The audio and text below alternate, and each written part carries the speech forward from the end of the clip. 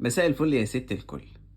رسالة التحذير لما غسالة الأطباق بتخلص دورة الغسيل بتدي رسالة التنبيه.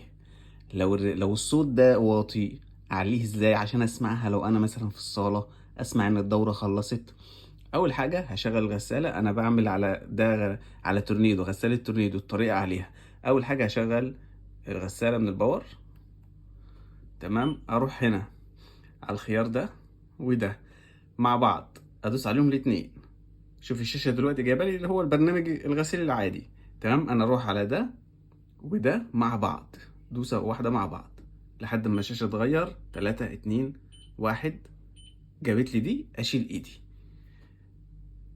اس 03، انا ظبطه على رقم 3 اعلى حاجة. تمام، يعني مثلا خلينا اوطيه واقول لكم تعالوا ازاي.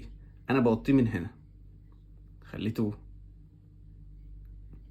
عشان انا جايبه انا بوطيه من هنا من علامة الصح دي، بوطيه بقى 2.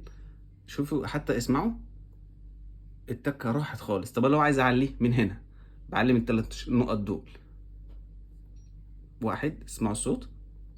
2، 3. 3 اعلى حاجة، يبقى بعلي من هنا واوطي من هنا. اس 03، ده اعلى حاجة في غسالة الاطباق من هنا. طيب ادي اوكي ازاي؟ بعد ما ظبطته بس اقفل الغسالة من البوار بس.